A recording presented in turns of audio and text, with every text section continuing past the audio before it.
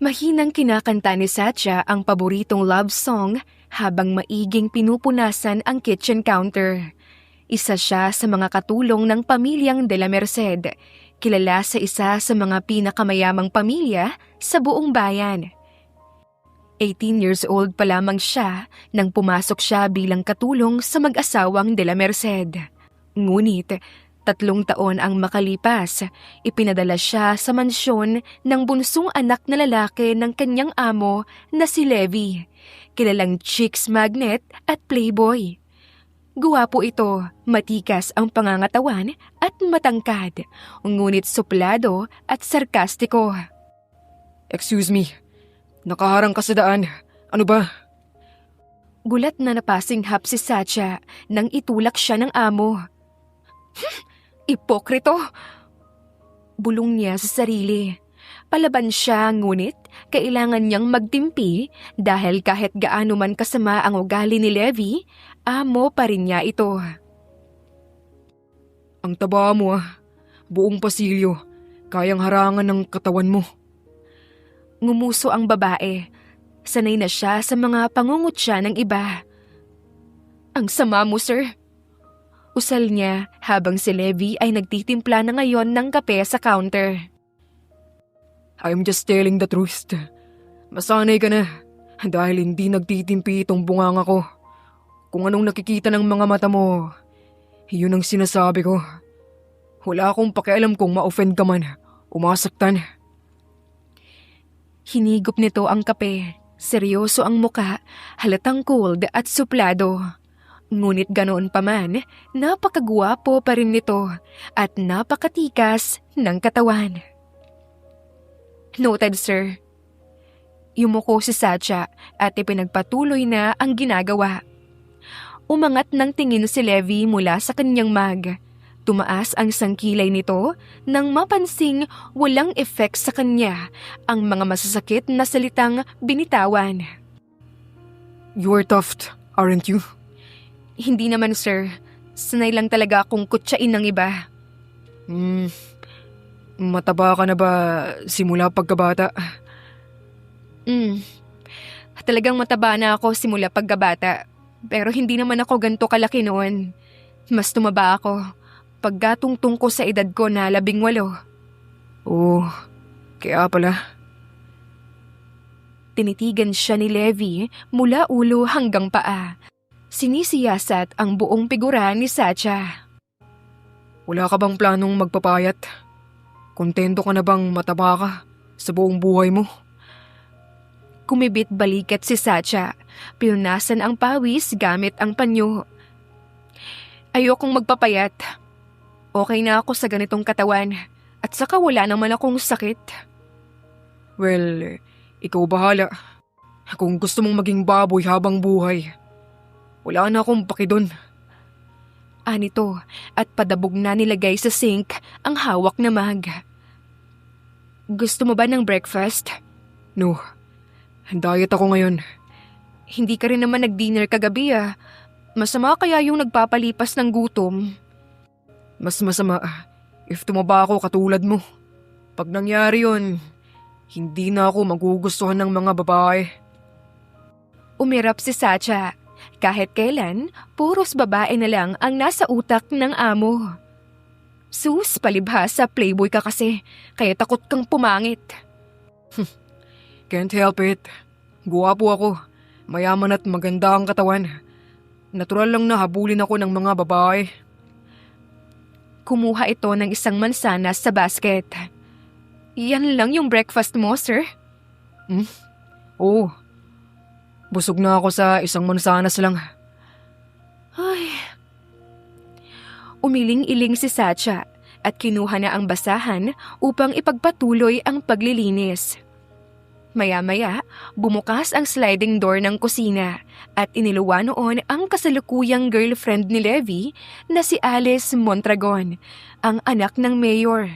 Kakatapos lamang nito mag-shopping, halatang sabik muling makasama ang nobyo. Inilapag nito ang mga shopping bags sa sahig at kaagad na sinunggaban ng yakap si Levi. I miss you, babe. Malambing na wika ni Alice. I miss you too, babe. I think about you all the day. Inangkin nito ang mapupulang labi ng nobya. Tumalikod si Satya, kunwari may ginagawa. Ayaw niyang makita ang harutan ng dalawa. Sa tingin niya, pribado yon at hindi dapat tingnan. Ngunit ang totoo, may iba rin itong nararamdaman. Kaunting selos o di kaya ay inggit. Napatili si Alice nang buhatin siya ng nobyo papuntang kwarto nito. Naiwan namang mag-isa si Satya. Sa wakas, nakahinga na siya ng maluwag. Maya-maya pa, nagsitayuan ang mga balahibo niya nang marinig ang mga mahihinang halinghing at kalabog ng kama mula sa kwarto ni Levi. Umiling-iling siya at tinakpan ang mga tenga. Alam niya na kung ano ang nangyayari sa loob ng kwarto at ayaw na niyang marinig ang sexual na mga ingay na yon. May kakaibang epekto yon sa kanya. Magkahalong pandidiri at pagnanasa. Ang lalaking yun kahit kailan walang modo. Hindi man lang nahihiya na naririnig ko yung mga ingay nila. Nagmamadaling umalis si Satya. Kinuha nito ang bag at nagpahatid sa driver ni Levi papuntang grocery store upang maggrocery. Nakagawian niya na ito. Umaalis sa mansyon sa tuwing naroroon ang mga babae ni Levi. Naririndi itong makita ang mga babae niya na open siyang nilalandi kahit nasa harapan ng mga maid at iba pang mga staff. Pagka-uwi, dumiretso siya sa kusina upang ilagay sa ref at pantry ang mga biniling grocery. Naabutan niya si Alice roon, nakaharap sa kalan, parang may niluluto. Suot nito ang isang oversized na t-shirt na pagmamay-ari ni Levi at isang maikling shorts. Ano pong niluluto niyo?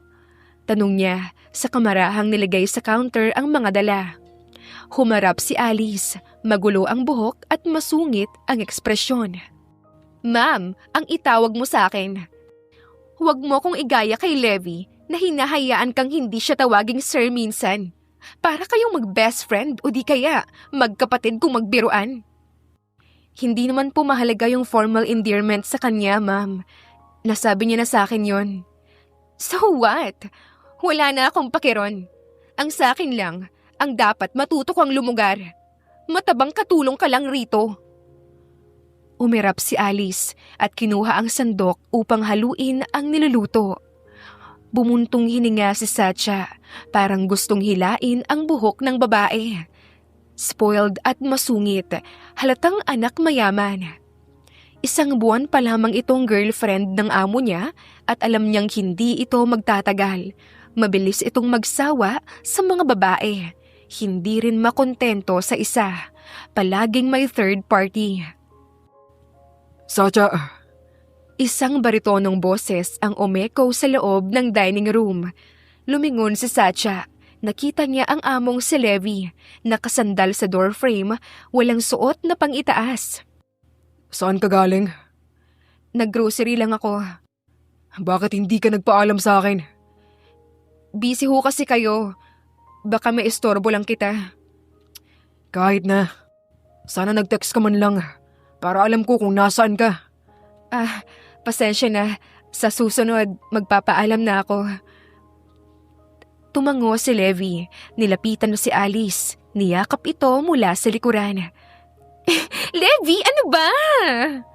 Baby, what are you cooking? Your favorite. Kinuha ni Levi ang sandok at tinikman ang luto nito. Masarap ba, babe? Kasing sarap mo, love. Hinalikan nito sa leeg ang nobya. Malamyos ang boses na humagikgik naman si Alice. Mula sa gilid ng mga mata ni Levi, nakita nitong umirap si Satya. Sumilay ang tipid ng ngiti sa mga labi nito. Alam niyang hindi gusto ng dalaga na dinedisplay ang landian nilang dalawa. Mabilis na tinapos ni Satya ang ginagawa at iniwan na sila. Pagkalabas niya ng kusina, nakasalubong niya ang iba pang maid na nakikipagtsismisan. Heist, ang sexy ng bagong girlfriend ni Sir ah. Hirit ng isang maid. Abay, never naman yung nag-girlfriend ng mataba at mukhang manang. Sa bagay, sa gwapo at yaman niyang yan, ba't naman siya papatol sa isang balyena? Tumawa ang dalawa. Lumihis ng daan si Satya at mabigat ang dibdib na pumasok sa kwarto. Humarap siya sa isang malaking salamin doon at tiningnan ang buong katawan. Malaki ang mga hita niya, malapad ang bewang, malaki ang braso at may bilbil. Natatabunan ang mga yon ng palaging suot na malaking uniform. Bahagya siyang nakaramdam ng insecurity, ngunit isinantabi niya yon dahil tanggap niya ang sarili. Sabi nga nila, sa lahat ng tao, ikaw mismo ang dapat unang tumanggap sa iyong sarili.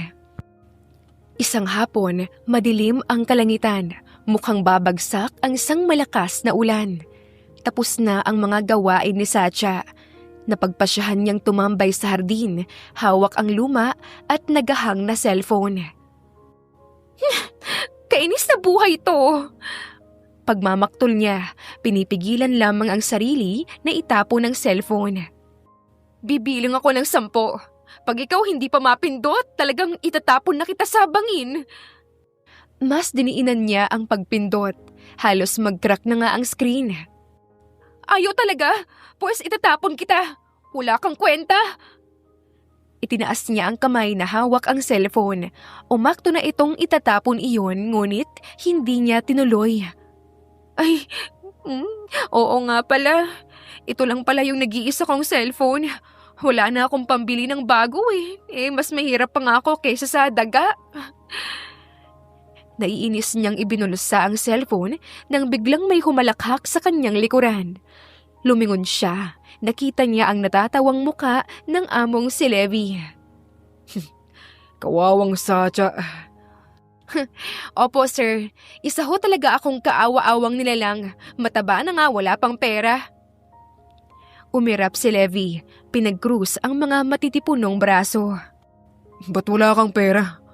Ultimong cellphone, hindi ka makabili. Saan ba napupunta yung mga pinapasweldo ko sa'yo, ha? Sa lalaki mo?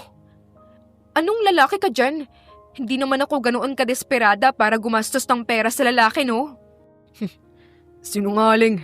Ang sabihin mo, nahihiya ka lang talagang umamin. Sino ba kasing babae yung aamin na hinahayaan siyang perahan ng lalaki niya dahil wala na ring ibang lalaki ang gustong pumatol sa kanya? Dumilim ang mukha ni Satya, para bang masasakal na ang amo. Excuse me po ha, Sir Levi. For your information, sa pamilya ko sa probinsya na pupunta lahat ng pera ko. 10 kaming magkakapatid. Ako yung panganay. Sina inay at itay, magsasaka lamang sa bukid. Kaya kailangan kong magtrabaho para makatulong sa kanila. Tumaas ang sulok ng labi ni Levi. Lumapit ito ng bahagya kay Satya. Ang dami niyo naman. Para kayong mga biik ng baboy. Ang lakas din ng tatay mo, no? Halos 100 ang nabuo ng similya niya. Ganoon talaga sa probinsya minsan. Paramihan ng anak. At saka sa pagkain pa lang, kulang na yung kinikita mula sa pagsasaka. Wala nang matitira pambili ng proteksyon o di kaya ay pills. Kaya ayun, umabot kami sa 10. At bilang panganay, responsibilidad ko ang mga nakababata kong kapatid. Kalokohan. Responsibilidad ng mga magulang ang mga anak nila. Hindi panganay na anak. Sila ang gumawa. Kaya dapat sila lang din yung maghanap buhay para mapalaki sila. Ayos lang naman sa akin yun. Naiintindihan ko naman ng mga magulang ko ang sitwasyon namin. Lesson na rin yun sa aming magkakapatid na huwag nang magparami ng anak, lalo na pag mahirap lang din yung buhay. Dahil mas mahirap yon at ang mga anak lang din ng kawawa. Tumango si Levi. Kayo po ba sir? Wala na ho ba kayong planong mag-asawa at mag-anak? Kita niya ang bahagyang pagkunot ng noo ng amo. Malalim ang iniisip. Depende. At if ever man na mag-decide akong mag-anak, isa o dalawa ayos na. Ayoko ng maraming anak. Ayos din, no? Kung sino pa may pera, sila pa yung ayaw mag-anak ng marami. Oo, ganun talaga yung mentality namin. Ang gusto namin ay mabigyan ng magandang buhay ang mga anak namin. Gusto naming maibigay lahat ng pangangailangan nila at pati na rin yung mga gusto nila. Hindi yung bibigyan sila ng buhay para lang maghirap at magdusa sa kahirapan. Sana lahat ng tao ganyan. Exactly. Kaya ako, hanggat hindi pa ako ready magkaanak, palagi ko nalang babalutan tong alaga ko para hindi makabuo. Kadiri? Typical virgin. Kadiri raw pero gusto rin namang makaisa. Hulaan ko. Gabi-gabi pinagpapantasyahan mo ako, no? Loko! Hindi marumi yung pag-iisip ko, no? Isa pa, hindi naman kita type. So bakit naman kita pagpapantasyahan? Nakapamewang pa niyang sagot. Ang mga pisngi ay namumula. Oo, sige lang. Itinay mo lang. Basta ba pag nahuli kitang nagsasarili sa gabi, habang hawak yung litrato ko, tuturuan kita ng leksyon. Leksyon na magagamit mo sa kama. Kumindat si Levi. Natatawa ito sa naging reaksyon ng babae. Halos sumabog na siya sa hiya at galit. Hindi ko yan kailangan. Kahit kailan, hindi ko gagawin yung kung ano na yan. Tumawa ng malakas si Levi. Nai-enjoy ang galit at pagkapikon ni Satya. Bakit? Magmamadre ka ba? Hindi naman. Ayoko lang talaga niyan. At bakit naman? Kasi kadiri. Saka mabait ako. Kung magpapagalaw man ako, dapat asawa ko siya. Hindi yung kung sino lang. Kita niya ang pagtaas ng isang kilay ng amo. Para bang mas gusto niya itong lalong pikunin. Wow! Kung ganun, may standards ka rin pala. Dapat lang, kasi babae ako. Kahit sabihin pa nating mataba ako, may karapatan pa rin ako mag-decide kung kailan at kanino ko isusuko ang pagkababae ko. Hindi katulad mo, para kang aso na palaging inhit. Napatigil si Levi. Hindi niya nagustuhan ang lumabas sa bibig ni Satya. Sinuklay nito ang buhok gamit ang kamay at nakasimangot na tiningnan siya ng mariin. Excuse me? Ang sabi ko, hindi naman ako katulad sa'yo na kahit sino papatulan. Masunod lang yung tawag ng laman. Wala yung pinagkaiba sa aso. Watch your mouth, Satya. Katulong ka lang dito. Kaya kitang paalisin kung gugustuhin ko. Asik ni Levi at galit na umalis. Tingnan mo nga naman yung lalaking yun. Ang lakas mamikon. Siya rin pala itong pikunin. Umiiling-iling si Satya. Tanaw pa rin niya ang amo na tumigil lamang sa di kalayuan. Straight itong nakatayo. Ang malapad at matipunong likod ay nakaharap sa kanya. Hinayaan na lamang niya yon, ngunit patagong ngumingisi. Nagtatampo si Levi at mas lalo itong gumagwapo sa kanyang paningin. Ilang minutong nakatayo roon ang amo niya. Halos hindi gumagalaw sa pwesto. Pinapanood lamang siya ni Satya. Hinihintay ang susunod na gagawin. Ngunit ang kalangitan ay mas lalong dumilim at tuluyan nang bumagsak ang ulan. Uy sir! Ano pong ginagawa niyo riyan? Nababasa na kayo ng ulan, no? Mabilis niyang nilapitan ang amo. Huwag mo akong kausapin. Tinawag mo lang naman akong aso, di ba? Usal ni Levi, nakatalikod pa rin sa kanya. Hinawakan ni Satya ang kanyang braso. Kaagad na hinawi ni Levi ang kamay nito. You hurt my feelings. Ikinumpara mo lang naman ako sa isang hayop. Alam mo bang nakaka-insulto yon, ha? Pasensya na, hindi ko naman sinasadyang tawagin kang aso. At saka ikaw kaya itong nauna. Kahit na. Dapat hindi mo pa rin ako tinawag na ganun. Mukha ba akong may rabies? Kagat-kagat ni Satya ang ibabang labi. Pinipigilan niya ang sarili na tumawa. Masama magtampo ang amo niya. Mahirap suyuin. Hindi ka naman mukhang may rabies. Ang gwapo mo kaya. Bahagyang lumiwanag ang mukha ni Levi. Sa wakas, lumingon na ito sa kanya. Talagang ano? Sa gwapo kong to. Tatawagin mo lang ako na aso. Ikaw nga baboy. Oo na, baboy na ako. At least hindi ako pikon. Whatever, Satya. Umirap si Levi. Mas lalo namang lumakas ang buhos ng ulan. Tingnan mo, ang lakas na ng ulan. Halika na kasi sa loob, sir. Umalis ka na kung gusto mo. Ayoko pang pumasok. Gusto ko munang magpaulan dito sa labas. Sige ka, magkakasakit ka niyan. Ayos, hindi naman ako sakitin. Hindi ako tinatablan ng lagnat. Sigurado ka? Baka mamaya hindi ka makatulog pag sinumpong ka ng lagnat. Hindi nga kasi ako tatablan yan. Healthy ang diet ko, no? At puno ng resistensya ang katawan ko. Never akong dadapuan ng sakit. Lalo na ng simpleng lagnat lang. Pumamewang si Satya. Nasistress siya sa katigasan ng ulo ng kanyang amo. O sige, bahala ka. Basta ba, huwag mo akong istorbohin mamaya kapag nilagnat ka. Umalis ito. Pumasok na sa loob ng mansyon. Iniwan si Levi sa labas na hanggang ngayon nagbababad pa rin sa ulan. Sumapit ang gabi, tahimik na ang buong mansyon. Naghahanda na si Satya sa pagtulog. Ang ilan sa kasamahan niya natutulog na. Ang iba naman ay may ginagawa pa. Inayos niya ang mga unan, pinagpagan ang higaan, pagkatapos humiga siya. Harap ang kisame.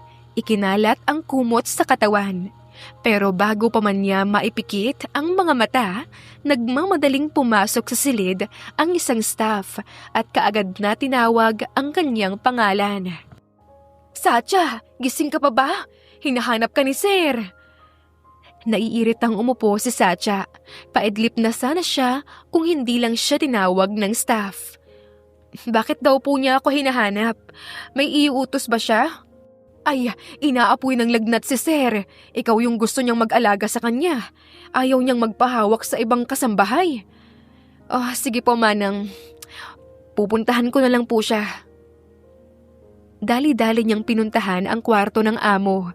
May inis at pag-aalala.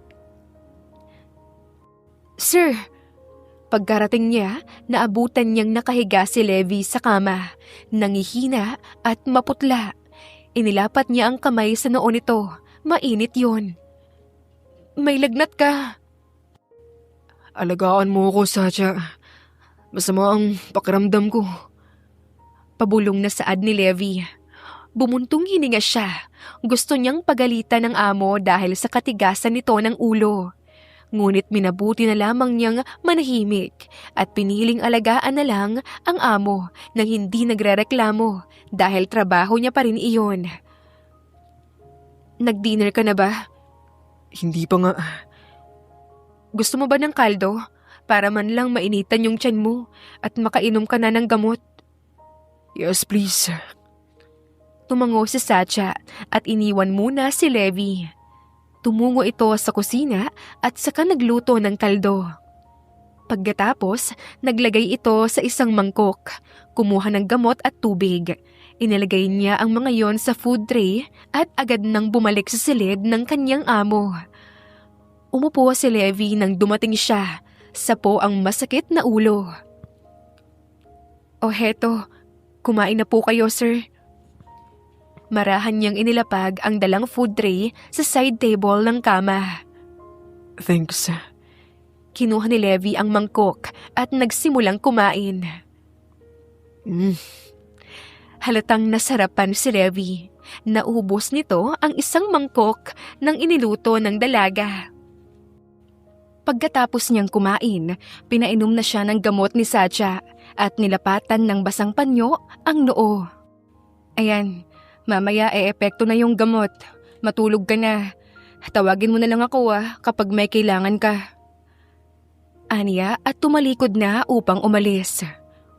Wait, Bago pa makaalis ay mabilis na hinawakan ni Levi ang kanyang kamay.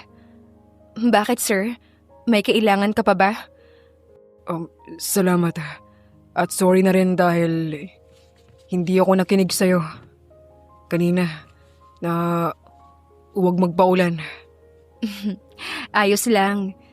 Trabaho ko naman ng alagaan ka at masaya ako habang ginagawa yon. Nakita niya ang sincere na pagngiti ng amo. Wala nang halong insulto o pangiinis. Lumipas ang ilang linggo. Nautusan si Levi ng mami nito na bisitahin ang abandonadong mansyon ng pamilya nila sa isang masulok na bahagi ng bayan. Isinama niya si Satya. Ngayon ay parehong nakasakay ang dalawa sa kotse.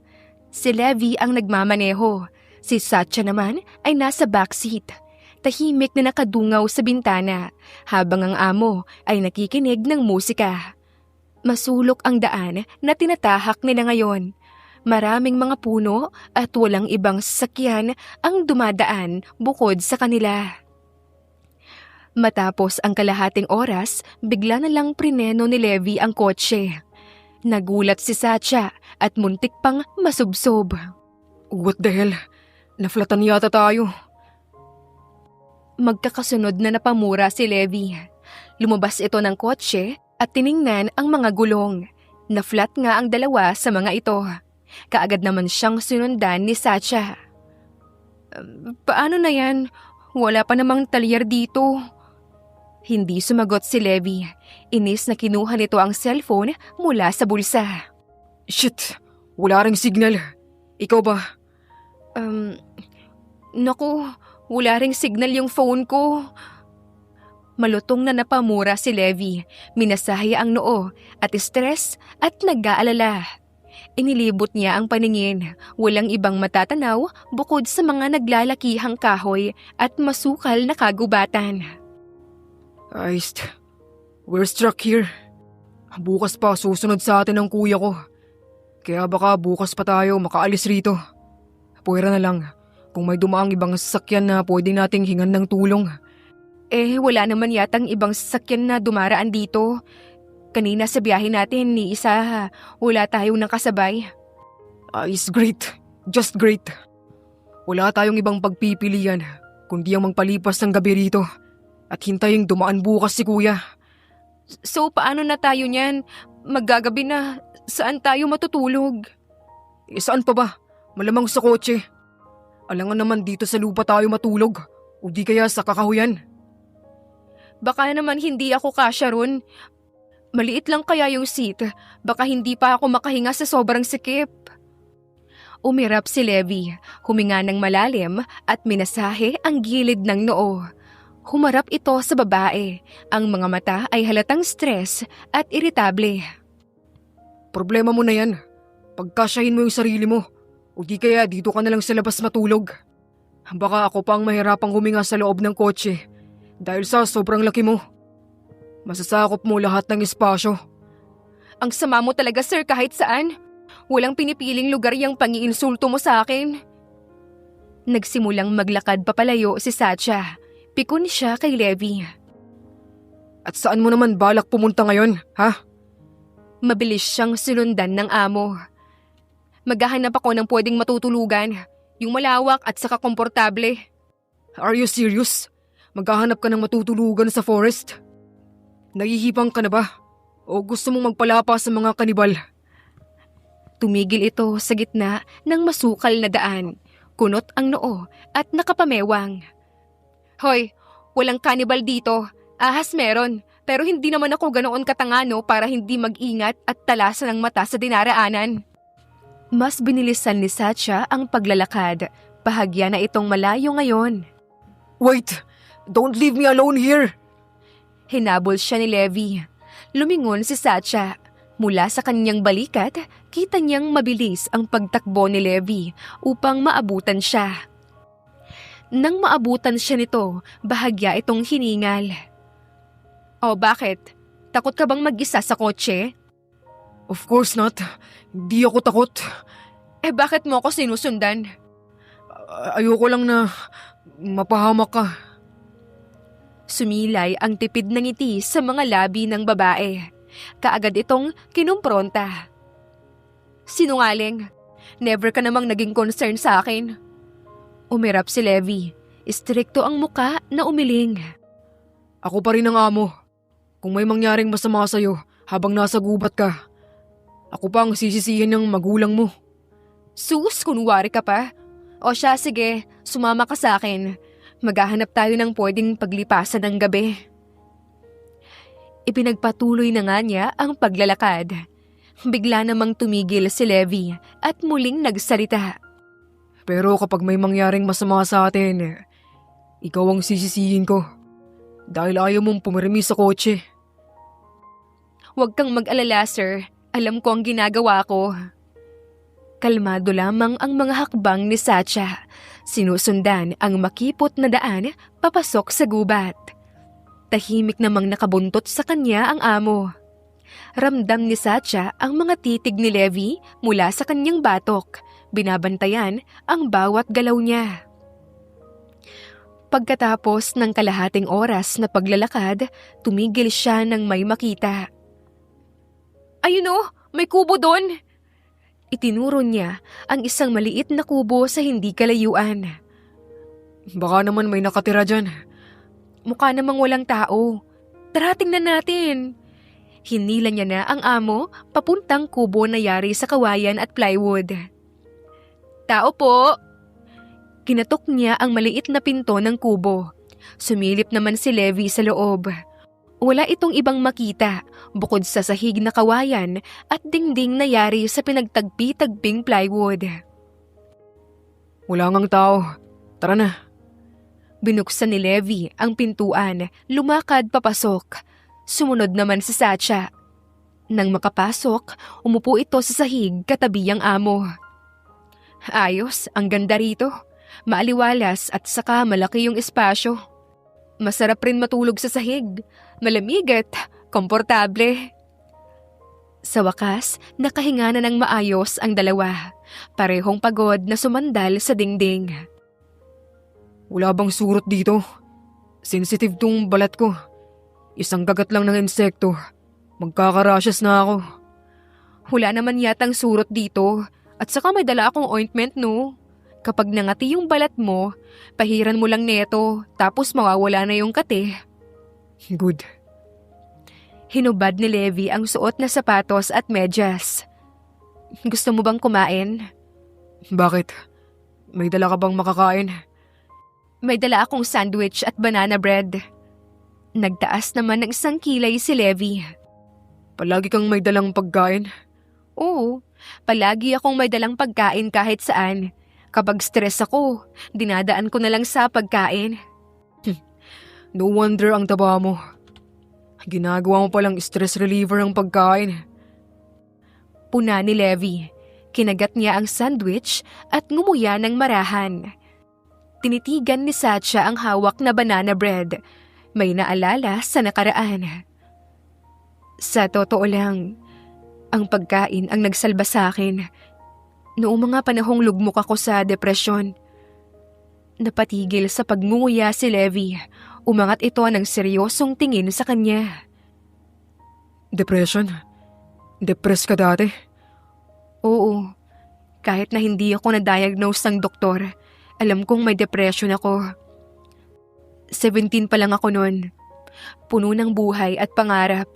Ang kaso ay nasira lahat ng plano ko at mga pangarap sa buhay nang malaman kong hindi ako papaapakin sa kolehiyo ng mga magulang ko. Pagka-graduate ko ng high school, ipinasok na nila ako nakatulong sa mansyon ng parents mo. At itong pagkain lang ang nagpapasaya sa akin. Lalo na at mabait ang mami at daddy mo. Palagi nila akong binibigyan ng pagkain. At malaya rin akong kumuha ng kahit ano sa ref at pantry. Kaya ka pala tumaba ng ganyan. Naiintindihan niya na ngayon ang kalagayan ng babae at bahagya siya ritong naawa.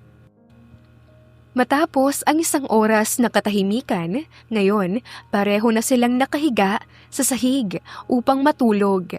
Nagsilbing ilaw nila ang sinag ng buwan at ang liwanag mula sa kanilang mga cellphone. Sa buong buhay ko, ikaw lang ang matabang babae na nakatabi ko. Lahat ng nakatabi ko sa kama noon, puro sexy at magaganda. Basag niya sa katahimikan. Ngumuso naman si Satya. Nagsisimula naman sa pambibiro ang amo niya. Di doon ka sa kanila. Lumayas ka rito. Rinig niyang pagak na natawa si Levi. I'm just saying, why? Nagsiselos ka ba? Huminga patagilid si Levi. Hinarap siya. Pilyong nakangisi. Hindi ako nagsiselos. Sadyang nakakairita ka lang talaga. Palagi mo akong kinukumpara sa iba. As if namang maiinggit ako. Confident na ako sa katawan ko. Kahit na ilan pa yung timbang ko. Confident ha? Ang lakas mo rin ano. Akala ko pa naman, masyado kang insecure sa katawan mo. Umusog ito sa kanya. Umusog ka nga doon, sir. Sumasapaw ka na sa pwesto ko. Hindi nakinig si Levi. Sa halip, mas lalo pa itong lumapit sa gawin niya. Nainis na si Satya. Kinuha nito ang bag at nilagay sa gitna nilang dalawa. O ayan, lagyan natin ng border sa gitna para hindi mo ako masagi o mahawakan. Wow! Akala mo ba gagalawin kita? Never. Ngumuso si Levi at humiga patagilid. Ang likod ay nakaharap na sa kanya. Ha? Hindi naman yan yung iniisip ko. Irita niyang sinipa si Levi sa tuhod. Ouch! Ano bang problema mo, Satya? Naiinis na muling humarap ito sa kanya. Isa pang sipa. Talagang hahalikan kita. Napatigil si Satya. Kinapa ang labi. Nagiinit ang mga pisngi. Huwag mong subukan. Kakasuhan kita ng harassment. Protesta niya. Malakas na ang pintig ng kanyang puso. Kinakabahan. Oo talaga. Harassment. Ikaw nga tong mukhang babanatan ako sa galit. Sarkastikong saad niya. Pilyong sinundot ang tagiliran ng babae. Ngumisi siya ng napaigdad si Satya. Simula nang naging katulong niya ito, palagi na itong ngumingisi. Masaya kasing kasama si Satya, hindi maarte, at higit sa lahat, palaban. Bahala ka na nga dyan, matutulog na ako. Usal niya at sinubukan ng matulog. Ipinikit na niya ang mga mata. Tuwid ang paghiga, stable ang paghinga.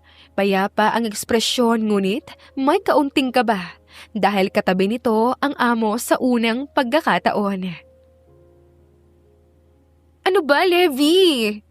Reklamo niya nang biglang pinitik ni Levi ang kanyang ilong. Nilalamig ako. Nakapawat na sabi nito. Problema mo na yan. Ayos talaga bang maid kita? O nag-hire lang ako ng mambubuwisit sa akin? Malalim na napabuntong hininga si Satya. Naalala niyang amo pa rin niya si Levi, kahit na para itong katropa na iniinis lamang siya. Wala nga akong dalang kumot, sir. Ano bang gusto mong gawin ko? Napaisip si Levi. Ilang saglit, pumaskil ang sarkastikong ngiti sa mga labi niya. Umusog ka na rito. Tinanggal na ni Satya ang bag sa pagitan nila. Malawak namang ngumisi si Levi at dali-daling umusog sa kanyang tabi. Pumakawala ito ng buntong hininga at idinikit ang katawan niya sa gilid ni Satya. Finally, nakaramdam rin ng init ang nagyayelo kong katawan. Salamat sa mabait kong maid. Usal nito at binaon na ang muka sa leeg ng dalaga. Napaigtad na lang siya nang maramdaman ang ginawa ng amo. Ito pa lang ang unang beses na may lalaking yumakap sa kanya sa pagtulog. Pakiramdam niya ay kinakabahan siya, ngunit ang kabang iyon ay may kasamang kakaibang temptasyon. Parang kinikiliti ang mga kalamnan niya. Parang hindi siya makahinga. Ganoon ang kanyang pakiramdam hanggang sa nakatulog. Nauna siyang nakaidlip habang si Levi gising pa rin. Tinitigan nito ng maigi ang natutulog na mukha ni Satya. Ngumiti ito, alam niyang naninibago ang babae. Iniangat niya ang isang palad at marahang hinaplos ang chubby nitong pisngi.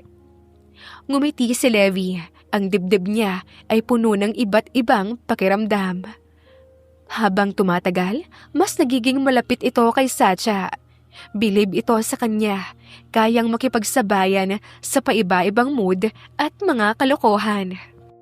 Mas idinikit ni Levi ang katawan sa mataba at malambot na katawan ni Satya. Mahimbing ang naging tulog niya sa ilalim ng bisig ng maid. Sumapit ang umaga. Nagising si Levi, maliwanag na ang araw. Kinapa nito ang tabing sahig ngunit wala na roon si Satya. Satya? Walang sumagot. Bumangon na siya. Inunat ang katawan. Sinuklay ang magulong buhok gamit ang kamay. Pagkatapos ay tumayo na ito at matamlay na lumabas ng kubo. Nakita niya sa labas si Satya. Pinapatuka ng dinurog na biskwit ang mga ibon. Maaliwalas ang mukha niya. Payapa ang ekspresyon at masaya sa ginagawa. Kanina ka pa ba gising? Kagigising ko lang. Gutom ako. Kinuha ni Satya ang dalang bag. Punong-puno yon ng chichirya, biskwit at mga tsokolate. Ayos. Kaya pala wala kang dalang kumot. Puro pagkain ang laman ng bag mo. Mabuti nga nagdala ako. Kung hindi, siguradong namimilipit na tayo ngayon sa gutom. Tumaas ang sulok ng labi ni Levi. May punto nga naman ang babae. Lumapit ito sa kanya. Kumuha ng isang energy bar mula sa bag. Tinitigan lamang siya ni Satya. Hinihintay kung may iuutos pa ba siya. 9 a.m. Ang alis ni Kuya sa city. So bali mga 10 a.m. Pwede na tayong maghintay sa kotse. Sasabay tayo sa kanya. Ipapahila ko na lang yung kotse ko pag uwi natin. Okay, 7:00 pa lang naman. Pwede ba akong mag-explore dito? Agad na nangunot ang noo ni Levi. Baliw ka ba? Paano pag nawala ka? Hindi mo naman kabisado tong lugar. Hindi naman ako makakalimutin. Tandang-tanda ko pa rin yung daan pabalik sa kalsada, no? Palagi kaya akong nagka-camping at nagka-hiking noong teenager pa lang ako. Magaling ako sa pagkakabisado ng mga tagong lugar. Saad niya sa kainiwan na ang amo. Masaya niyang nilibot ang gubat. Narinig pa niya ang pagmumura ni Levi bago siya nito sinundan. Uy, dahan-dahan naman sa paglalakad. Nayuyugyug na tong lupa sa sobrang bigat mo. Hay, tahimik. Sinisira mo na naman yung mood ko. Umirap si Levi. Patuloy lamang siyang sinusundan kahit nalabag sa loob. Ilang minuto ang nakalipas, tumigil si Satya. Kita ni Levi ang pagliwanag ng mukha niya. Ayos! May batis sa bandaron! Turo-turo niya ang isang magandang batis sa hindi kalayuan. Excited siyang tumakbo papunta roon. Malagkit na rin ang kanyang pakiramdam. Nais na niyang maligo upang maalis ang mga natuyong pawis sa katawan. Hinubad na niya ang suot na tsinelas at lumusong na sa tubig. Tumigil ito sa mababaw na parte ng batis, naupo at binasa ang buong katawan. Ang lamig ng tubig, nakaka-relax. Sa wakas, hindi na ako malagkit. Ipinikit niya ang mga mata. Dinadama ang malamig na tubig na humahaplos at umaagos sa kanyang katawan. Sa malapit, nakatitig lamang ang amo niya. Nakapamewang, kunot ang noo. Tingnan mo, basang-basa ka na. May pamalit ka ba? Wala naman akong dalang damit. Kumunot ang isang kilay ni Levi. Lumapit ito sa batis. So bakit ka nagbasa? Alam mo namang aalis rin tayo mamaya. Gusto mo bang basain yung seat ng kotse ni Kuya? O plano mong maghubad? Iritableng tanong niya. Bumuntong hininga na lamang si Satya. Mainit na naman ang ulo ng kanyang amo. Huwag kang masyadong paranoid, sir. Magpapatuyo naman ako pagkatapos kong maligo. Siguraduhin mo lang na matutuyo ka kaagad. Ayoko nang magtagal pa rito. Inis niyang saad at sinipa ang isang bato. Sir! Pagtawag niya, lumingon sa kanya si Levi, kunot ang noo. Ano? Tingnan mo ako, mukha akong balyena rito. Mapaglarong saad niya at lumangoy sa batis na parang isda. Sa laki ng kanyang katawan, nagmukha na nga siyang balyena. Pinisil ni Levi ang tungki ng ilong. Hindi niya alam kung matatawa ba siya o pagagalitan ang babae. What the hell, Sacha? Hindi na niya napigilan ang pagtawa. Humalakhak ito ng malakas. Sapo-sapo ang tiyan. Halika na rito. Isip bata ka yata eh. Lumusong ito sa batis. Ngingising-ngising lumangoy papunta sa kanya. Hoy sir, ano ba? Napahayaw si Sacha nang haggan siya ni Levi mula sa likuran. Hanggat siya. Sinubukang buhatin ni Levi ang babae at itapon siya sa tubig, ngunit hindi nito kaya ang bigat niya. O ano, hindi mo ko kaya no? Ayos, ang bigat mo kasi. Kahit sinong lalaki, hindi ka talaga kayang buhatin. Bahala ka na nga dyan. Kumalas siya sa pagkakayakap ni Levi. Pumuwesto ito sa gilid ng isang malaking tipak ng bato sa batis at nilinis na ang sarili gamit ang kamay at maliit na bato. Tahimik lang siyang pinapanood ni Levi. May ngiti sa labi. Ewan ba? Habang tumatagal ay parang nahuhulog ito sa matabang katulong. Minsan nga, hindi na niya maintindihan ang sarili. Simula nang magbinata siya, puro lamang sexing mga babae ang naiibigan niya. Ayaw niya sa mga sobrang payat, lalo na yung sobra naman sa taba. Halos kalahating oras din na nagtampisaw sa tubig si Sacha bago umahon. Pareho silang bumalik sa kubo at kinuha ang mga gamit. Pagkatapos, dumiretso na sila sa liblib na kalsada kung saan nila iniwan kahapon ang kotse. Pareho rin silang basa ngayon. Ngayon, hinihintay na nila ang pagdaan ng sakyan ng kuya ni Levi. Tahimik sila, walang umiimik. Matapos ang isang oras na paghihintay, sa wakas, dumating na rin ang kuya ni Levi na si Sancho. Hindi mabilis ang pagpapatakbo nito ng sasakyan, kaya't madali lamang niyang napansin sina Levi na kumakaway sa kanya upang tumigil. Kaagad na itinabi ni Sancho ang kotse at bumaba. Naka-formal attire at may suot na shade. Katulad ni Levi, guwapo rin ito. Matangkad at matipuno ang katawan. Oh, anong nangyari, Levi? Bakit kayo nandito ng katulong mo? Palipat-lipat ang tingin niya sa dalawa. Alam niyang katulong ng kapatid si Sacha dahil palagi itong binabanggit sa kanya ni Levi. Naflatan kami kahapon, kaya na-stuck kami rito. Walang signal at walang ibang sasakyan na dumadaan, kaya wala kaming mahinga ng tulong. Dito na kami nagpalipas ng gabi. Ikaw ang hinintay namin. Kaya pala. Tumaas ang sangkilay ni Sancho nang mapansin na pareho silang basa. Bakit basa kayo? Wala ito. Naligo lang kami sa batis para naman malinis ang katawan namin. Umiwas ng tingin si Levi sa kuya. Nahihiya na nakita ito sa ganoong sitwasyon. Tahimik lang naman si Sacha, malayo ang tingin. Hindi na nakasingit pa sa usapan ng magkapatid. So, buong gabi na kayo lang dalawa ang magkasama? Tanong ni Sancho, may ibang ibig sabihin na kaagad naman na nakuha si Levi. Ano ba kuya? Hindi ko siya type. Walang nangyari sa amin. Agad niyang tanggi sa mahinang boses upang hindi marinig ng babae. Ngising-ngising hinila naman ni Sancho ang kapatid at sarkastikong bumulong. Siya pala yung sinasabi mo sa akin noon yung mataba mong maid. Alam mo, mataba nga siya pero halatang maganda. At saka, Hindi lang naman katawan niya ang matambok, di ba? Pati na rin ang Stop checking her out, kuya. Katulong ko pa rin yan. She's off limits.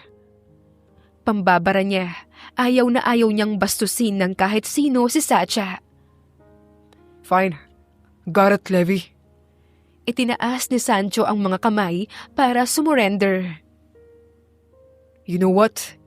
Unpredictable ka rin minsan. Akala ko hate mo si Sacha dahil mataba siya.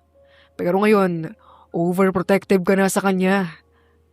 Tumagis ang panga ni Levi. Shut up. Umalis na tayo.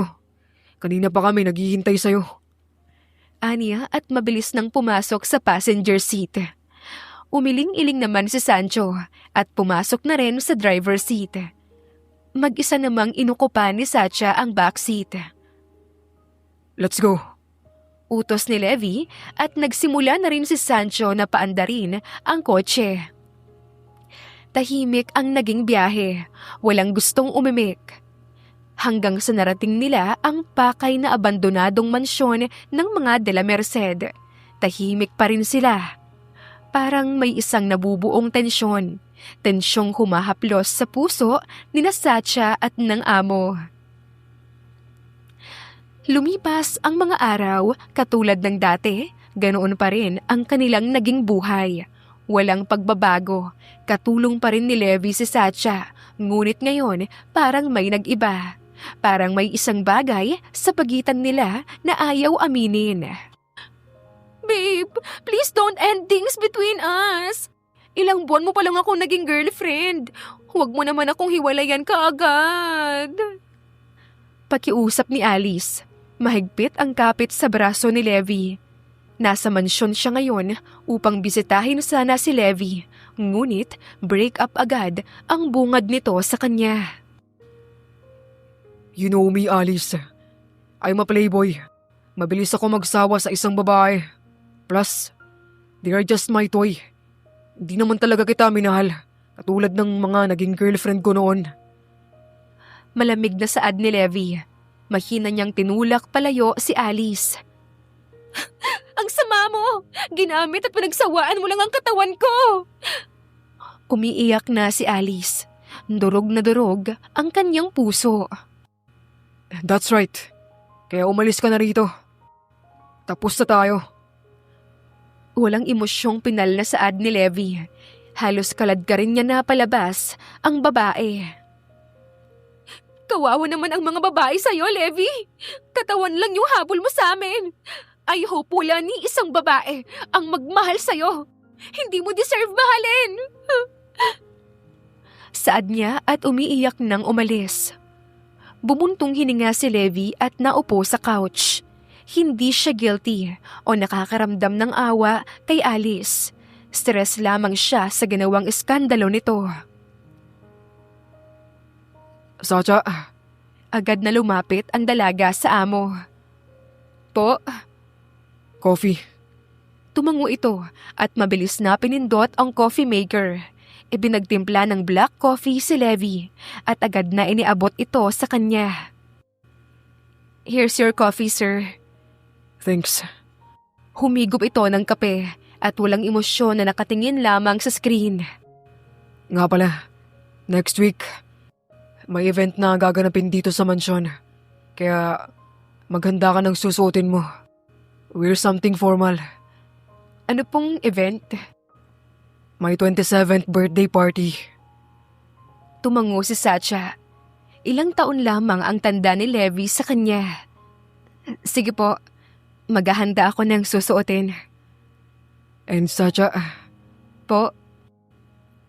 wear a dress. Yung hindi masyadong revealing. Tumaas ang sangkilay ng babae.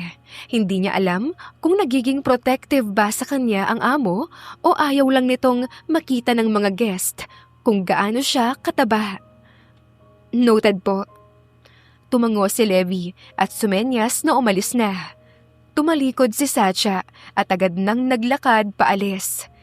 Hindi naman maiwasan ni Levi na magnakaw ng tingin sa likod na katawan ng katulong niya. Naalala niya ang sinabi ni Sancho, Maganda nga si Satya at kahit mataba ang katawan, malaki rin naman ang mga asset. Umiling-iling siya at tinubos na ang kape. Muling tinuon ang atensyon sa telebisyon, ngunit ang isip ay kung saan-saan napapadpad. Kinabukasan, nakatoka sa kusina si Satya nang biglang bumukas ang sliding door. Isang babae ang pumasok. Sexy ito, matangkad, maputi, maganda at yayamanin. Agad na dumapo ang mga mata nito kay Levi na nakaupo sa isang stool sa may kitchen bar at seryosong nagbabasa ng dyaryo. Levi! Trisha? Agad na mukhaan ni Levi ang ex nito na si Trisha. Tinitigan niya ito mula ulo hanggang paa. Mas gumanda at sumeksi ito kumpara noong magkasintahan pa lamang sila. Levi, I miss you so much! Agad siyang niyakap ng babae. Otomatikong pinulupot ni Levi ang braso niya sa manipis na bewang ni Trisha. Nakita lahat iyon ni Satya. Humigpit ang hawak niya sa sandok. Hindi niya alam kung kanino ba maiinis, sa ex ba ni Levi o sa sarili, dahil nagsiselos siya. Alam niyang wala naman siyang karapatan. Hinila ni Levi ang ex sa isang pribadong silid. Naiwan mag-isa si Satya. Tila may kumikirot sa kanyang puso. Wari ba ay naiinggit at nai-insecure siya. Maganda at sexy si Trisha. Wala siyang laban doon. Umayos ka nga, Satya. Katulong ka lang ni Levi. At saka ang taba mo, ha? Huwag ka nang mangarap pa ng lalaki na hindi ang katulad mo ang gusto. Pagkastigo niya sa sarili at ipinagpatuloy na ang niluluto, ngunit dama niya ang bigat ng dibdib. Mabilis na lumipas ang mga araw.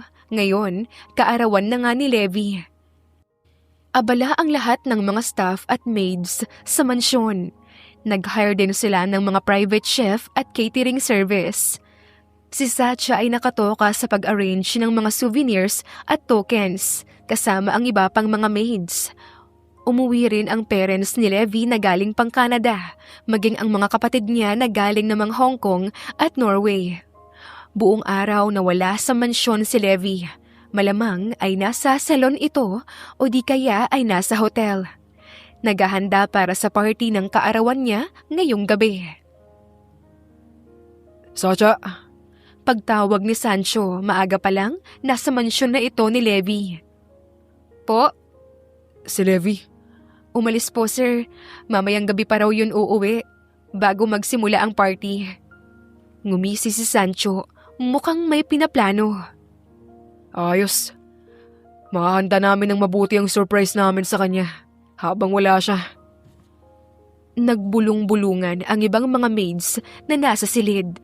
Kung ano nga ba ang sorpresang iyon? Paniguradong enggrande yon. Pumamewang si Sancho. Hambog na ngumisi sa kanila. Hulaan niyo kung ano ang sorpresa namin kay Levi. Kung sino man ang makahula, bibigyan ko ng 3,000. Na-excite naman ang lahat at agad na nakipagpalitan ng hula. Kotse? Saad ng isang bagong maid. No. Rolex? Hirit pa ng isa. Not that either. Private beach? Bagong property sa Siargao? Villa? Magkakasunod na palitan ng mga hula ng mga maids. Ngunit wala ni isa sa kanila ang nakahula. Hanggang sa nagsalita na rin si Satya. Prostitute? Aniya na siyang ikinatahimik ng lahat. Halos mahulog ang mga panga nila. Bahagyang na skandalo. Nakabibingi ang katahimikan hanggang sa bigla na lamang tumawa ng malakas si Sancho. Bingo! Nahulaan mo, Satya! Nanlaki ang mga mata ng ibang maids. Hindi makapaniwala. Hindi naman nagulat ang dalaga sa nahulaan niya. Na nahulaan niya ang sorpresang iyon. Alam niyang maganda at sexing babae ang siyang nakakapagpaligaya sa amo niya. Here's your 3,000. Ngiting-ngiting kumuha ng 3,000 piso si Sancho sa kanyang pitaka at binigay sa kanya. Salamat. kagat labing inabot iyon ni Sacha. Pilyong kumindat pa si Sancho sa kanila bago tuluyang umalis. Pagsapit ng 5:00 ng hapon, handa na ang lahat. Black and gold ang theme ng party. Nagsalita na ang host at sinerve na rin ang mga pagkain. Dumalo ang mga kaibigan at ilang business partners ni Levi. Nagkukwentuhan habang umiinom ng wine at whiskey. Maya-maya pa, lumabas na rin ang birthday celebrant na si Levi. Guwapo sa kanyang suot na tuxedo. Binati siya ng lahat at smooth na nagpatuloy ang party. Naging abala si Levi sa pakikipag-usap at pakikipagkamay sa kanyang mga guest, pati na rin sa pagtanggap ng kanilang mga regalo na lahat ay expensive at branded. Maya-maya pa ay lumabas na ang mga personal maids ni Levi, kabilang na si Sacha, katulad ng iniutos niya. Naka-formal attire nga ang mga ito, hindi ang usual na uniform nila. Modest na dress sa mga babae, habang polo at pants naman sa mga lalaki. Wala silang trabaho ngayon, nakatoka sa lahat ng trabaho ang crew ng catering service, pati na rin ang ibang staff. Gusto kasi ni Levi na kasama sa party ang mga maids na matagal nang nagseserbisyo sa kanya. Ngiting-ngiting kinakausap ni Levi ang isa sa mga business partners niya hanggang sa matigilan siya nang mahagip ng kanyang paningin si Sacha, nakalalabas lamang kasama ang iba pang mga maids na inimbitahan niya. Sacha? Usal niya sa sarili, halos hindi makapaniwala sa kanyang nakikita ngayon. Excuse me, Mr. Percival. May kakausapin lang ako na guest. Enjoy the night. Pagpapaalam niya. All right, Mr. De La Merced. Happy birthday again. Dali-daling lumapit si Levi kay Sacha. Ang puso niya ay para bang tatalon na palabas sa kanyang dibdib. Sacha. Magkakasunod siyang napakurap. Sacha, ang ganda mo. Halos mahulog na ang panga ni Levi. May tinatago rin palang ganda ang matabang katulong niya. Napansin niyang malaki ang hinaharap at pang-upo ni Sacha. Hindi yun gawa sa silikon. Hindi katulad ng mga babae niya noon na puro retoke ang katawan. Natural ang ganda ng babae. At ngayon, tuluyan na itong lumitaw kahit na simple lamang ang make-up, pati ang suot na pulang off-shoulder dress. Sacha, ikaw ba talaga yan? Ang ganda mo pala. Mas lumapit naman si Sacha, tumigil sa mismong harapan niya. Pakiramdam ni Levi, lahat ng dugo niya sa mukha niya ay umakyat. Akala ko babatikusin mo na naman ako eh. Pero salamat sa pagpuri mo. You're welcome.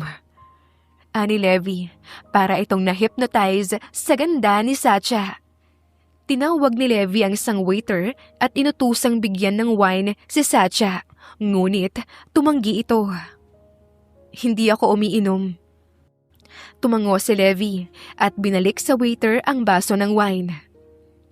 So, kamusta pala yung party mo? Ayos lang.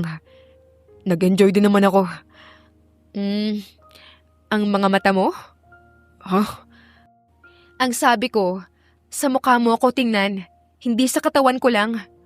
Oh, sorry. Nabigla lang ako. Napalunok ng laway si Levi. Itinaas niya na ang tingin sa mukha ni Sacha. Hindi niya namalayan na kanina pa pala siya nakatingin sa katawan nito. Halos manlaway na. You know what, Sacha? Po? Tumikhim si Levi. Iniisip kung nararapat bang sabihin ang laman ng isip niya. Ngunit napagtanto niya na medyo inappropriate yun, kaya minabuting itikom ang bunganga. Never mind. Napataas ng sangkilay si Sacha. May sasabihin pa sana ito ngunit tinawag na si Levi ng mga kaibigan at kuyang si Sancho. Hinila nila si Levi papasok ng isang private room. Bahagyang madilim. Ang ilaw ay kulay asul at pula. Sarado ang mga bintana at puro lalaking kaibigan lamang ang nasa loob. What's this? Tanong ni Levi, bahagyang nakakunot ang noo. It's our surprise to you. Ngising-ngising sagot ni Sancho. May isang upuan sa gitna ng kwarto kung saan nila pilit na pinaupo si Levi. Curious namang naupo si Levi roon, hinihintay ang sunod na mangyayari. Maya-maya pa, may dalawang lalaki ang pumasok, buhat-buhat ang isang malaking gift box. Inilapag nila yon sa mismong harap ni Levi at agad ding umalis. Sumandal si Levi sa kinauupuan at napataas ng kilay nang magsimulang tumugtog ang isang sexual na musika. Naghiyawan ang mga nasa kwarto hanggang sa bumukas ang malaking karton na may pulang ribbon at iniluwa ang isang sexy at magandang babae. Isang babaeng bayaran o prostitute. Nakasuot lamang ito ng red lacy bra at thong, makapal ang makeup at nakabuhaghag ang buhok. May mga curves na nakakaakit at nakakatukso na kahit sinong straight na lalaki, siguradong magigising ang kaloob-looban. Sexual na gumiling ang babae sa kanyang harapan. Bawat galaw ay nakadesenyo upang mangakit at pumukaw ng laman. Sinabayan nito ang sexual na musika. Sexing sumasayaw habang dahan-dahan ang paglapit kay Levi. Naghiyawan at sumipol ang mga lalaking nasa silid. Pero si Levi, tahimik lamang na nakaupo. Mukhang hindi man lang tinatapunan ng pansin ang babaeng prosti. Bored na nanonood lamang ito. Ang isipan ay walang ibang laman kundi ang mukha kanina ni Sacha. Maya-maya pa ay kumandong na ang babae sa kanyang mga hita at malayang iginala ang mga kamay sa kanyang matipunong dibdib. Come on, Levi. Touch me. Seductive niyang bulong. Imbes na ma-turn on, nagalit lamang si Levi. Get off me. I said get off my lap. Malakas niyang itinulak ang babae. Napasinghap ang lahat. Hindi akalain na gagawin iyon ni Levi. Levi, what did you do? Pasigaw namang tanong ni Sancho. Inis na nilapitan ang kapatid. I'm not in the mood right now. What? At kailan ka pa wala sa mood sa mga babae? Shut up! Wag ngayon, kuya. Padabog na umalis si Levi. Buo na ang desisyon niya. Wala siyang ibang gusto ngayon, kundi si Sacha. Pumasok na ito sa master's bedroom at umupo sa dulo ng kama. Mabigat siyang bumuntong hininga at napataas ng tingin sa kisame. Act normal, Levi. She's off limits. Katulong mo siya. Hindi babaeng na-meet mo sa bar. Ilang minuto siyang nakipagtalo sa sarili. Ang puso niya ay gustong angkinin na ng buo si Sacha, habang ang isip ay nagsasabing hindi yun tama. Lalo na at alam niyang disenteng babae si Sacha at hindi easy to get. Bahala na. Tonight, I'll make her mine. Buo na ang desisyon ni Levi. Kinuha nito ang cellphone at mabilis na denial ang number ni Sacha. Come to my room. Now. Maotoridad niyang saad at agad na pinatay ang tawag. Ilang minuto lang ang lumipas ay may kumatok sa pintuan. Alam niyang si Sacha na yon. Come in. Bumukas ang pinto. Curious namang lumakad papasok si Sacha. Sir, bakit niyo po ako pinatawag? Kita niya ang magulong ekspresyon ni Levi. Parang may nilalabanan sa isipan. Lock the door. Inilak nga nito ang pinto at bahagyang lumapit kay Levi. Hinihintay kung meron ba itong iuutos o may sasabihing importante. Listen, Hindi niya maituloy ang nais sabihin. Ano po yun, sir? I think I want you. And now, I need you. I need you, Sacha. Dahan-dahang lumapit si Levi sa kanya. Ang mga mata ay nangungusap. Mas kinabahan naman si Sacha. Hindi alam ang gagawin. Hindi alam ang sasabihin. Sir, napasinghap siya nang bigla siyang yakapin ni Levi at ibinaon ang muka sa kanyang leeg. Inaamoy nito ang kanyang natural scent. Parang nagpapakalasing sa amoy niya. You're so soft. Usal niya. Ang mainit na hininga ay humaplos sa balat ni Sacha. Hinalikan nito ang leeg ng babae at marahan iyong kinagat. Sir, ano ba? Sinubukan niyang itulak si Levi ngunit mahigpit ang kapit nito sa kanya. Please, Sacha. Huwag mo akong itulak. Gumapang pababa ang mga kamay ni Levi sa pang-upo niya. Marahan niya yung pinisil. Napatalon si Sacha nang maramdaman na minamasahe ng amo ang ibabang bahagi. Sir, kagatlabi niyang pakiusap, ngunit ang katawan ay taliwas sa protesta niya. Nagsisimula na siyang makaramdam ng kakaibang init at pangangailangan. Sa buong buhay niya, ngayon lang pumintig ng todo ang puso niya. Tell me to stop, Sacha. Kung ayaw mo nito, hindi kita pipilitin. Pumarte ang mga labi ni Sacha. Gusto niyang sabihin na tumigil na dahil hindi ito tama. Ngunit mas nanaig ang tukso ng laman. Hindi siya maalam, wala siyang experience. At ngayon, si Levi ay tuluyang nasungkit ang kanyang kiliti. Don't stop, sir. Call me by my name. Don't stop, Levi. Isang hambog ng ngisi ang pumaskil sa labi ng binata. Good girl. Hinagdan nito ang pisngi ng babae at kaagad na siniil ng halik. Napapikit si Sacha at kumusa na ang mga labi na tugunan ang halik na yon. Ipinulupot niya ang mga kamay sa leeg ng amo at mas diniinan ang mainit na halik. Mahinang humaluyhoy si Levi. Ang mga kamay niya ay malayang hinahaplos ang makinis at malalaking hita ni Sacha. Arms up. Mabilis namang sumunod si Sacha. Hinayaan lamang nito na tanggalin ang suot na dress at panloob na mga saplot. Tumayo ng tuwid ang binata nang tuluyang tumambad ang katawan sa kanya ng babae. Gumapang ang mga mata niya sa bawat sulok ng makinis at malaking katawan ni Sacha. Ina-appreciate ang malaman at matambok na mga asset niya. Beautiful.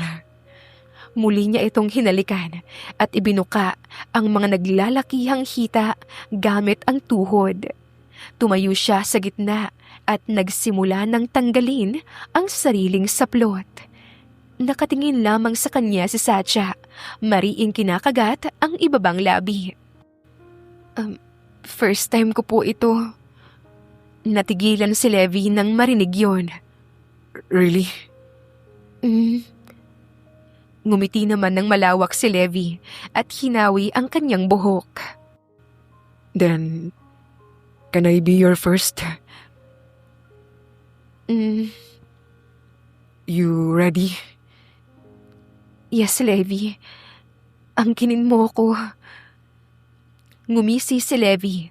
Mapungay ang mga mata, puno ng pagnanasa.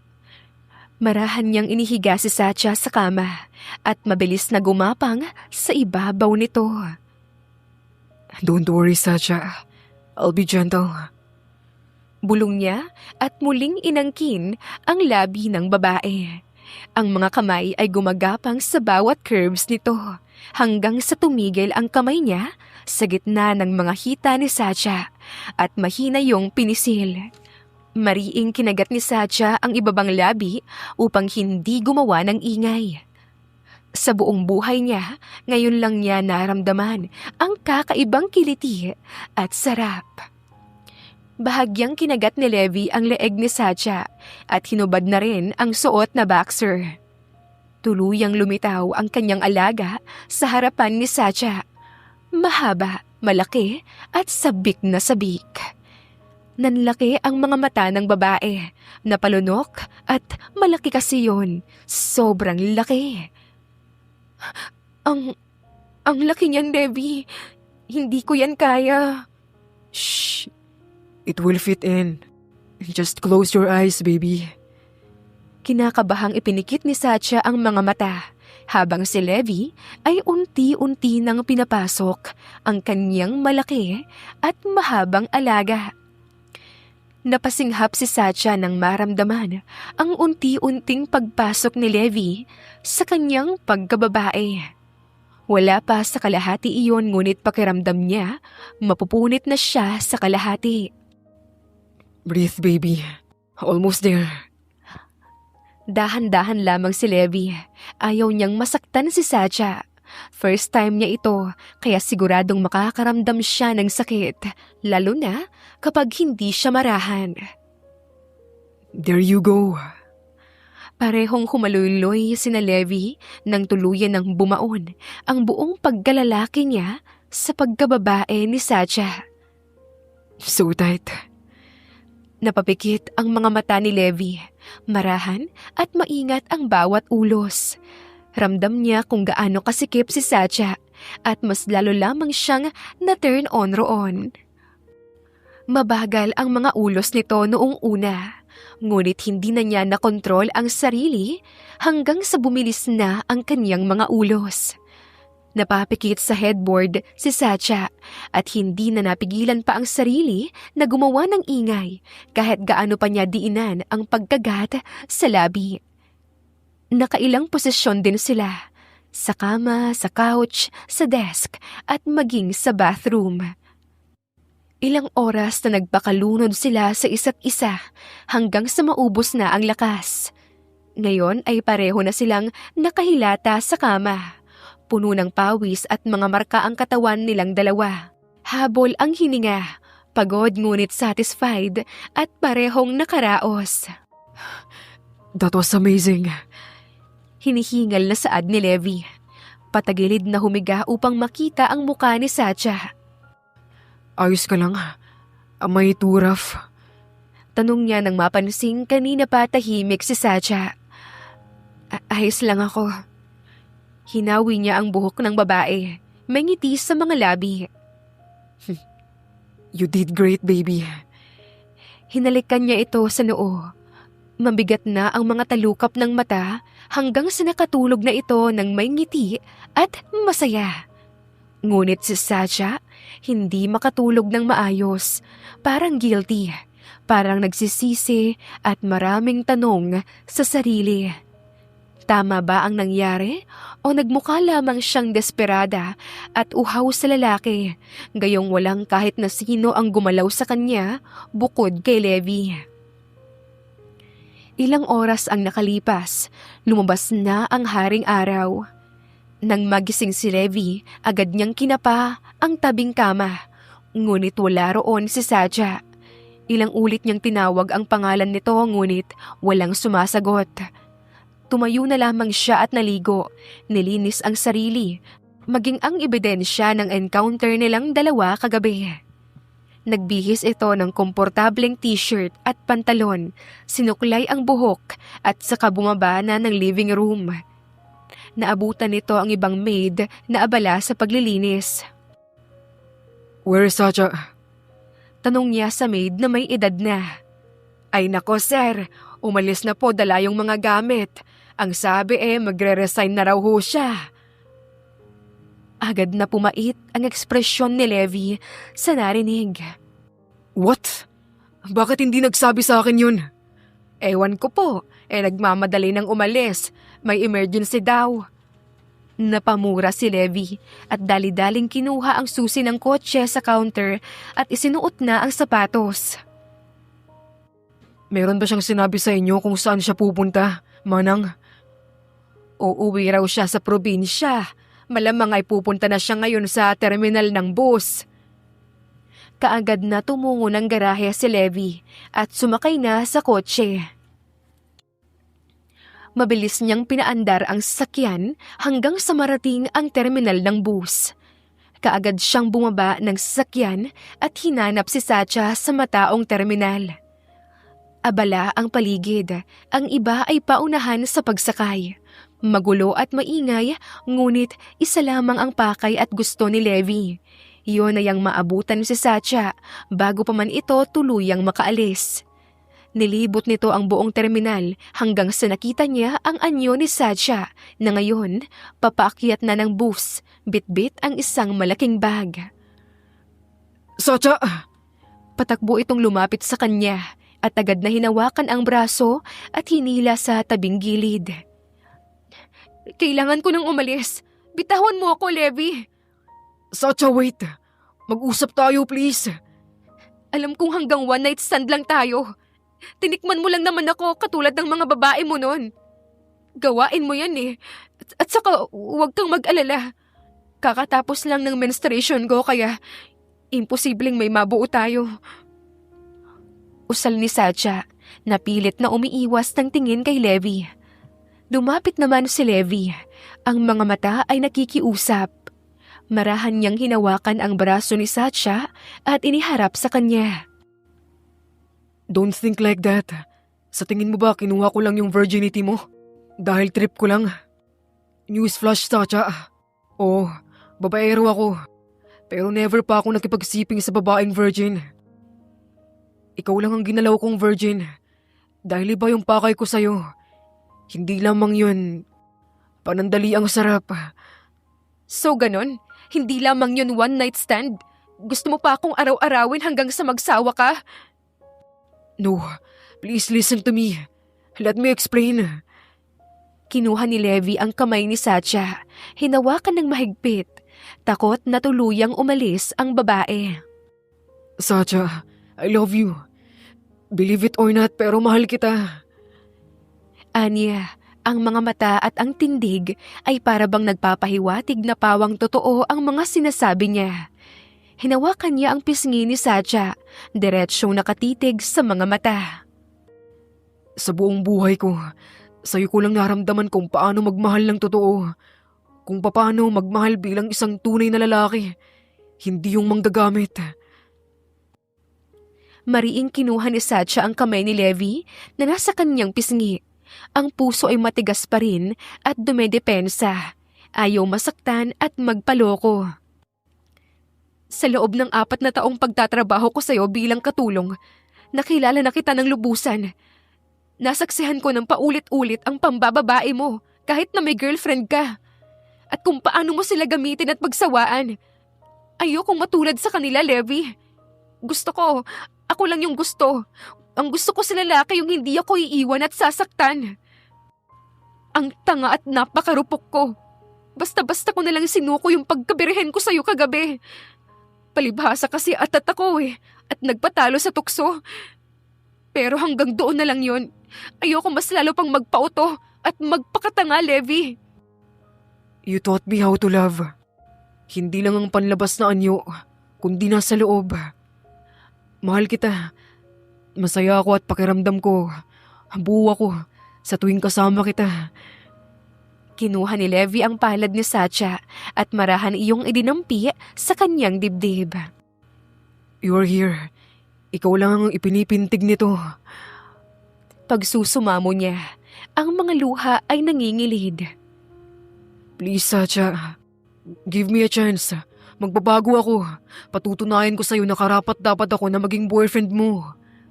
No, hindi mo ako maloloko, Levi. Iba ako sa mga naging babae mo nun. Kung kaya mo silang i-manipulate gamit ang mga pangako mo at mukha mo, pues ako hindi. Ipinag-cross niya ang mga braso. Bato pa rin ang puso niya. Ayaw niyang magpalinlang.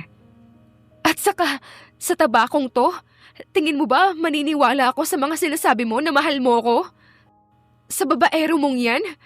Sa isang matabang babae at katulong pa talaga nahulog yung loob mo? Kalokohan. Doon ka na kay Trisha mo. Total sexy at maganda naman yon. Satya, ex ko lamang si Trisha. At saka nung araw na bumisita siya, nawala kami bigla kasi kinumpronta ko siya. Ang sabi ko, lumayo na siya. Matagal na kaming tapos. At natagpuan ko na yung babaeng mahal ko. At ikaw yun, Satya. Tama na, Levi. Kailangan ko nang umalis. Tuluyan ng lumakad papalayo si Satya. Buo na ang loob. Naiwan si Levi sa ganoong pwesto. Nakatayo, bagsak ang mga braso. Pigil lamang ang pag-iyak. Pasakay na ng bus si Satya nang biglang nagkagulo sa terminal. Isang lalaki na may sakit sa pag-iisip ang biglang nagwala. Nagsigawan at nagpanik ang mga pasahero, nagtutulakan at naguunahan makalayo lamang sa lalaking armado. Napako si Satya sa kinatatayuan, hindi makagalaw dahil sa takot at pagkabigla. Hindi niya namalayan na papalapit na ang lalaking armado sa kanyang direksyon, handang magpaputok sa kahit na sino. Nanlaki ang mga mata ni Levi nang mapansin na hindi umaalis sa pwesto si Satya, habang ang lalaking armado ay nasa harapan niya na, nakatutok ang hawak na baril. Satya! Mabilis na itinapon ni Levi ang sariling katawan kay Satya, pero notektahan ang babae sa ilalim ng kanyang bisig. Umeko naman sa loob ng bus terminal ang isang malakas na putok ng baril. Napasigaw si Levi sa sakit nang tumama ang bala sa kanyang likuran. Tumama ang bala kay Levi na dapat ay kay Satya kung hindi lamang siya itinulak nito. Levi! Sigaw nito sa gitna ng kaguluhan. Mabilis namang tumakas ang sospek. Bago pa man matumbas semento ang amo, mabilis niya na itong sinalo. Nang hina siya nang mapansing maraming dugo ang lumalabas mula sa tama nito. Tulong! Tulungan niyo kami! Umiiyak niyang pakiusap. Dali-dali namang nagtawag ng ambulansya ang mga residente roon. Lahat ay nagpapanik na. Ang iba ay nagsisitakbo at hinahabol ang sospek. Mabilis na dumating ang ambulansya, pati na rin ang mga pulis. Levi, please! Huwag mo akong iwan!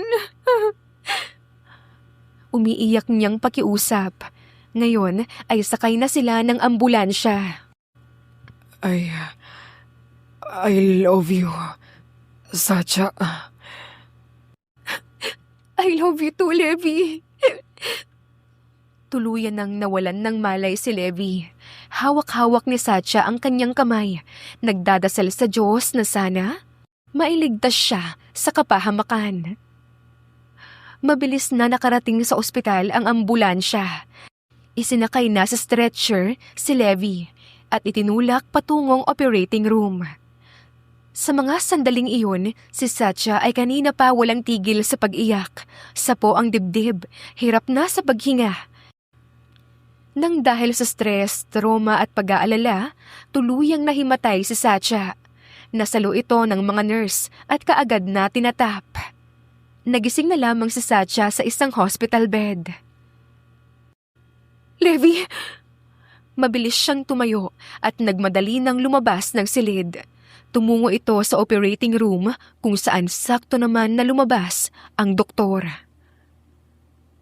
Time of death, 10:36 a.m. Saad ng doktor.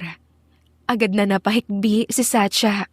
Pakiramdam niya ay babagsak siya sa semento, kaya't napaupo siya sa sahig. Ang likod niya ay nakasandal sa malamig na pader ng ospital.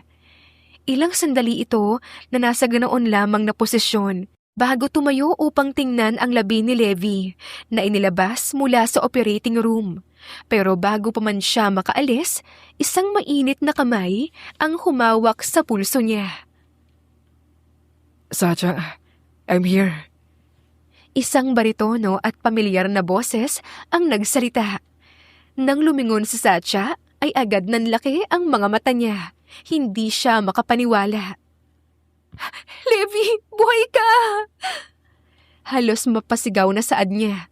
Ang akala niya ay multo lamang ang nakikita niya. Si Levi yun, maputla at sakay ng wheelchair pero buhay na buhay. Yes, Satya. Buhay ako. Namali ka lang ng pinuntahang kwarto. Hindi ako yung nasa loob. Pinakaba mo ko, Levi. Ang akala ko pa naman, iniwan mo na ako. No, baby. I fought for you. Hindi ko lilisanin ang mundo hanggat hindi ko pa naipapadama sa'yo kung gaano kita kamahal at kung gaano ako kaseryoso sa'yo. Kinuha ni Levi ang kanyang kamay at marahang hinalikan ang likod nito. Bigyan mo ako ng pagkakataon na mahalin ka, Satya. Liligawan kita kung payag ka. Oo, Levi. Pumapahig na ako, niligawan mo ko. Yes! Sa sobrang saya, napatayo si Levi na halos tumalon na. Uy, Levi, ang sugat mo. Oh, I forgot. Pakiramdam niya, siya na ang pinakamasayang lalaki sa mundo. Ilang araw na nanatili sa ospital si Levi bago tuluyang gumaling. Agad nga niyang niligawan si Satya. Palagi niya itong dinadala sa mga fancy restaurants, romantic dates, palaging may regalo at bulaklak. Sa loob ng ilang buwan, nakita ni Satya ang pagbabago kay Levi. Nakita rin niya ang tunay nitong pagkatao sa likod ng pagiging playboy na naging bansag sa kanya noon. Mabait ito, mahimbing at palabiro. Nakita at nadama naman ni Satya ang pagmamahal kay Levi. Sinagot niya si Levi at hindi nagtagal, pinakasalan din niya ito. Ikinasal sila sa isang beachside.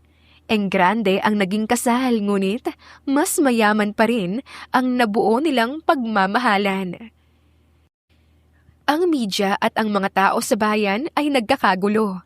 Sino nga ba ang mag-aakala na ang kilalang guwapong playboy ngayon ay kasal na sa isang mataba at simpleng babae na dati ay katulong lamang niya?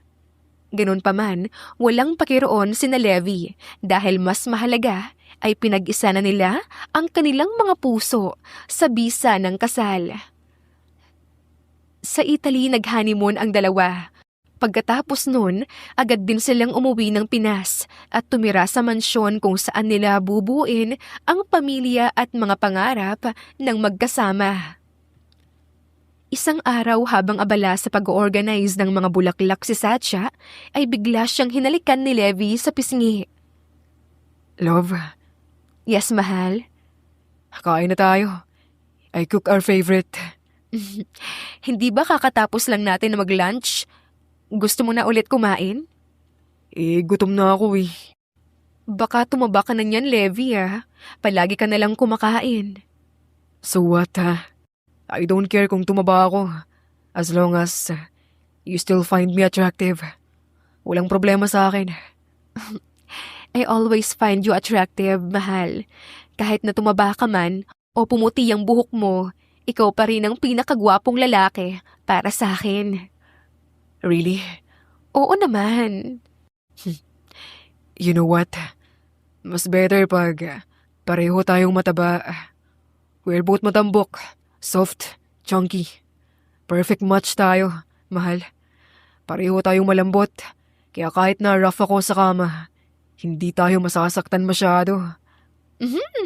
Ikaw talaga, kung ano-ano na naman yung nasa kokote mo. Tumino ka nga. Can't help it, baby. Nakapangasawa lang naman ako ng isang oversized goddess.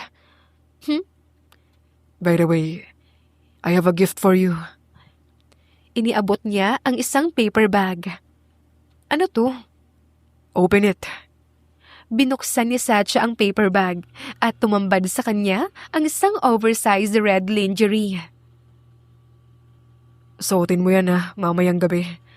Magsisimula na tayong gumawa ng napakaraming anak. Ilan ba yung gusto mong anak natin, mahal? Isang dosena. Ikaw talaga. Mataba na nga ako pero hindi naman ako baboy para mag-anak ng napakarami. I'm just kidding, mahal. Marahan itong hinalikan ang noo ni Satya bago muling nagsalita. Tonight, okay? Oo na. Yes. I'll go take a shower na. Excited at patakbong umakyat si Levi sa kanilang kwarto. At ang gabi ay pinagsaluhan nga ng mag-asawa. Mainit, romantiko at mapusok. Pagkaraan ng ilang taon, Biniyayaan sila ng 4 na anak. 2 lalaki at 2 babae. Lahat ay lumaking may respeto, mapagmahal sa magulang at matalino. Lumipas pa ang mahigit 3 dekada na natiling matatag ang relasyon nilang dalawa. Buo ang pamilya, masaya, mayaman sa pagmamahal. Tumaba rin si Levi. Paborito nitong kainin ang mga luto ni Sacha. Magkasabay sila sa pagkain at naging mas malusog sila. Ganoon din ang kanilang pagmamahal. Ang bilis lumaki ng mga bata. Nakakamiss. Niyakap ni Levi mula sa likuran ang asawa. Matanda na siya ngayon, puti na ang mga buhok. Gawa na ulit tayo, love. Ano ba, Levi? Senior citizen ka na. Maawa ka naman sa tuhod mo. Saway naman ni Sacha. Don't underestimate me, baby. Kaya pa rin kitang dalhin sa langit sa loob ng ilang oras kahit na uugod-ugod na ako. Napakagatlabi si Sacha. Pinipigilan ang pagtawa. Sa tuwing nakikita kita o naaamoy, gising na agad ang alaga ko. Ano ka ba, Levi?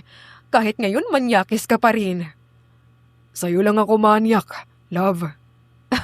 Dapat lang. Sa akin ka lang dapat, no? Ayokong may ibang humawak sa pagmamay-ari ko. You know, I've been loyal to you for almost 30 years of our marriage. Simula nang maging akin ka. Ikaw lamang ang babae sa mundo ko. Hindi na ako tumingin sa iba. Sus, bola? Seriously though, I am so obsessed with you. Ibinaon ni Levi ang muka sa batok ni Sacha, naglalambing. Ano ba, Levi? Nakikiliti ako.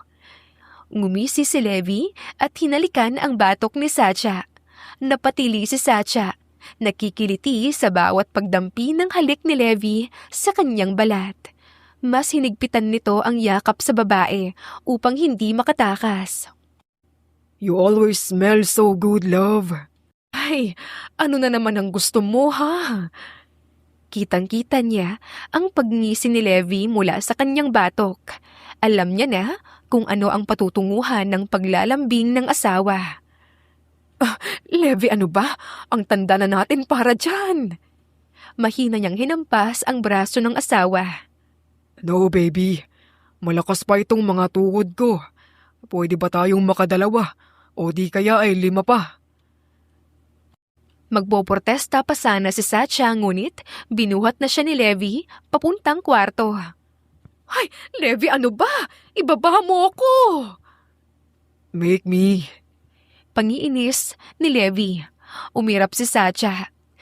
Sa loob ng mahigit 3 dekadang relasyon nilang dalawa bilang mag-asawa, hindi pa rin ito nagbabago. Pilyo at sweet pa rin ito. Yang rayuma mo, Levi! I don't care. I will enjoy now. Suffer later. Pilyo itong kumindat at marahang itinapon sa kama si Sacha pagkarating sa kanilang silid. Levi, ano ba? Tumili siya nang magsimulang sumayaw ng sexual si Levi sa harap niya habang dahan-dahang lumalapit sa kanya. Ang tanda mo na, Levi, pero in fairness, ang gwapo mo pa rin. Hambog nang umisi si Levi at hinila ang mga paa ni Sacha upang maipuwesto siya sa dulo ng kama. Tumawa ng malakas si Sacha. Natatawa ito sa pinaggagagawa ng asawa. Huhubarin na sana ni Levi ang sinturon nang biglang tumawag ang isang pamilyar na boses mula sa baba. Bunso nilang anak yon na nasa kolehiyo at kakauwi lamang galing sa boarding house upang bisitahin ang mga magulang. Ay, wrong timing. Angal ni Levi at inayos na ang sinturon. Kagat ni Sacha ang ibabang labi. Gustong matawa sa dismayadong mukha ni Levi. Pagkatapos mag-ayos, sabay silang bumaba upang salubungin at daluhan ang anak. Nagyakapan at sabay na kumain ang 3. Minsan lang umuwi ang bunso nilang anak. Ang iba nilang anak ay busy na rin sa kani-kaniyang mga buhay, kaya't minsan na lang din silang bumisita. Nang umalis na ito, ay umupo sa paboritong armchair si Levi at pinaupo sa kandungan si Satya.